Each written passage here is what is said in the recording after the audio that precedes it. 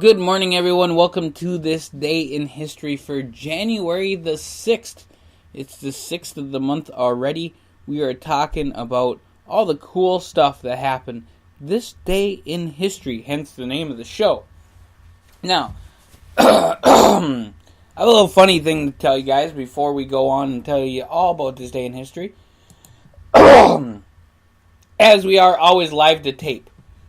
So if you guys ever wonder why I cough and then I don't fix it, it's because I'm live to tape. So we're just live. That's it. And then it gets recorded. So there you go. So I was looking up this day in history for January 5th. Today for the 6th. And I'm like, wow, this day just seems very familiar to me. And then I realized it was the 5th. So I did my research on the wrong day. And then I went to the 6th and figured out, hey, this is all different. I can do this show. So, there you go, folks. We're going to talk about today. And I got the hiccups too. Awesome. January 6th.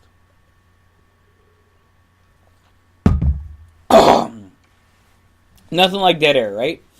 Okay, so 359 days remaining until the end of this wonderful year so far, 2018. Here's some stuff that happened this day in history. In 1066, Harold II, Harold, however you say it, was crowned King of England. In 1205, Philip of Swabia, an actual real place, Swabia, I'll look that up one of these days, becomes the King of the Romans. In 1322, Stephen Aros III becomes crowned King of Serbia, having defeated his half-brother Stefan in battle. In 1355, Charles I of Bohemia is crowned with the Iron Crown of Lombardy as King of Italy in Milan. In 1449, King Constantine the 11th is crowned Byzantine Emperor in Mastra. In 1492, the Catholic monarchs Ferdinand and Isabella enter Granada, completing the Reconquista. In 1540, King Henry VIII of England marries Anne of Cleves.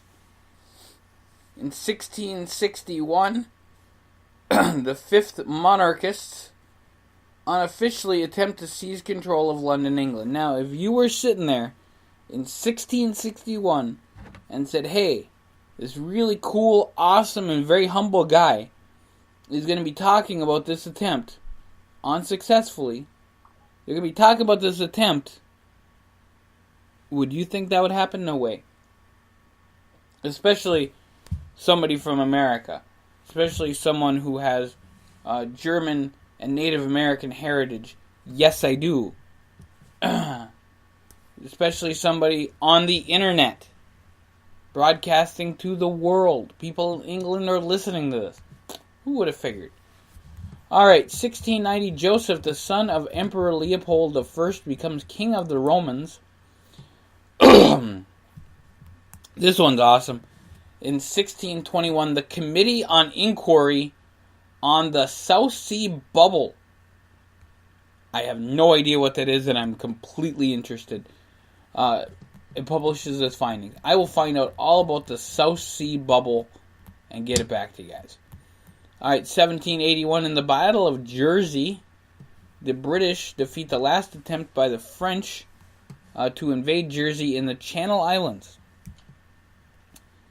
In 1839, the night of the Big Wind, the most damaging storm in 300 years, sweeps through Ireland, damaging or destroying more than 20% of the houses in Dublin. That must have been some major gas. Those were jokes. Alright, in 1893, it was the Washington National Cathedral chartered by Congress to charter signed by Benjamin Harrison. In 1900, the Second Boer War, having already seized the forces at Ladysmith, Boer forces attack it, but are driven back by British defenders. 1907, Maria Montessori opened her first school and daycare center for working class children in Rome. 1912, New Mexico admitted as the 47th, not the first, 47th state of the Union, but it was the first called New Mexico. In 1912, German physicist Mr. Wagner first presents his theory on continental drift. Interesting guy. 1929, King Alexander of the Serbs, Croats, and Slovenes suspends his country's constitution, the January 6th dictatorship. 1929, Mother Teresa arrives in India to begin her work amongst India's poorest and sick people. 1930, the first diesel-engine automobile trip is completed from Indianapolis, Indiana to New York, New York. I wonder if there was any traffic. In 1931, Thomas Edison signs his last patent application. In 1941, there goes my phone, commenting on something I said, probably really funny. 1941, Franklin Delano Roosevelt delivers his For Freedom speech. Okay. We'll put that over there so you don't hear it in the microphone. Alright. Franklin Delano Roosevelt delivers his For Freedom speech in the State of the Union Address 1941. Actually, I can't wait for Trump's first State of the Union. I'm actually looking forward to that. I want to see if anybody says anything like they did in Obama's. That'll be interesting. Alright, Pan American Airlines 1947 becomes the first commercial airline to offer an around-the-world ticket. 1950, the United Kingdom recognizes the People's Republic of China. 1951, the Korean War, an estimated 200 to 1,300 communist sympathizers are slaughtered in the Korean War. 1960, National Airlines Flight 2511 is destroyed by a bomb in midair en route from New York to Miami. 1960, the Law of Associations comes to force in Iraq, allowing political parties to be registered. In 1974, in response to the 1973 oil crisis, daylight savings time commences nearly 4 months early in the United States. So daylight savings time can change anytime. It in fact changed a few years ago, as they changed it so that kids celebrating Halloween could trick or treat with light out still. So there you go. A little history lesson for you.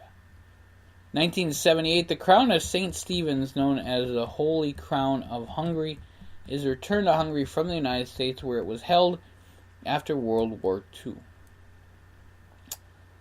In 1993, Indian security force kills 55 Kashmirian civilians in Kashmir in revenge after militants ambushed a BSF patrol.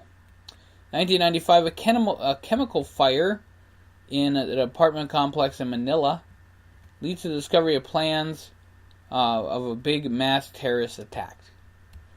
In 2001, Congress certifies George W. Bush as the winner of the 2000 elections. He won by the popular vote.